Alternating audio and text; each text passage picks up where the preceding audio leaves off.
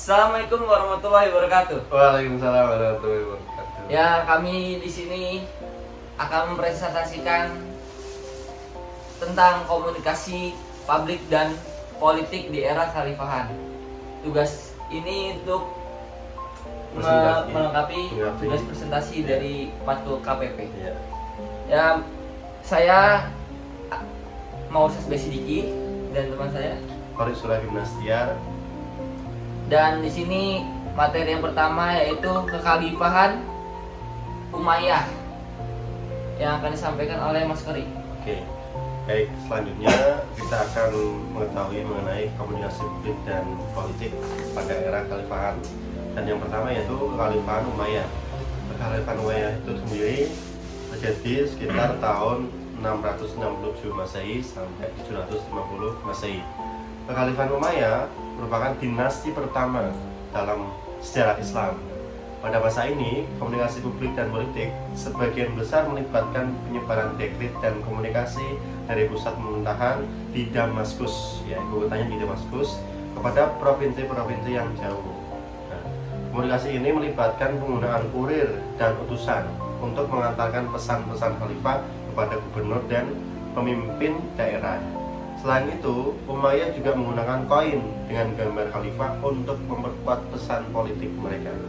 Jadi pengaruh daripada Umayyah itu sangat kuat dalam kekhalifahan Umayyah ini. Baik, selanjutnya akan disampaikan oleh Mas Maurice. Khalifahan Abbasiyah yang berada pada tahun 750 sampai 1258 Masehi.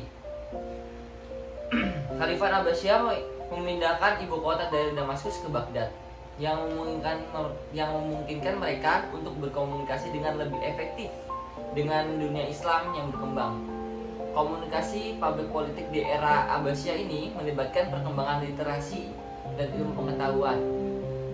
Dan Abbasiyah juga mendorong keterjemahan karya-karya klasik Yunani dan Romawi serta penulisan karya-karya ilmiah baru yang memperkuat posisi mereka sebagai penganjur ilmu pengetahuan dan pemimpin intelektual dalam dunia Islam.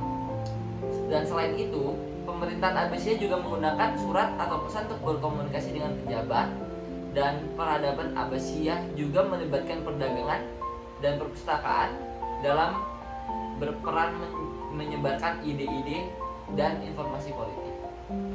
Oke, selanjutnya saya jelaskan setelah dari berarti Abbasiyah, selanjutnya yaitu Kekhalifahan Fatimiyah.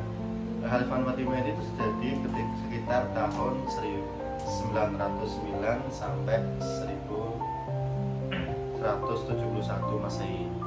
Nah, Kekhalifahan Fatimiyah ini berbasisnya di Mesir, ya, basis kotanya di Mesir, dan memiliki fokus pada promosi ajaran dan memiliki ajaran Syiah Ismail. Mereka meneruskan pesan politik melalui khutbah, ceramah, dan tulisan-tulisan agama. Kekhalifahan ini memiliki lembaga pendidikan yang kuat yang kita kenal sekarang ini, yaitu Al-Azhar, yang menjadi pusat penyebaran pengetahuan dan ideologi politik mereka. Fatimiyah juga menggunakan sistem komunikasi tertulis dan pesan diplomatik untuk menjalin hubungan dengan negara-negara lain, termasuk negara-negara Kristen di Eropa. Selanjutnya yaitu ada Kesultanan Turki Utsmani atau zaman-zaman Turki Utsmani pada 1300 sampai 1924.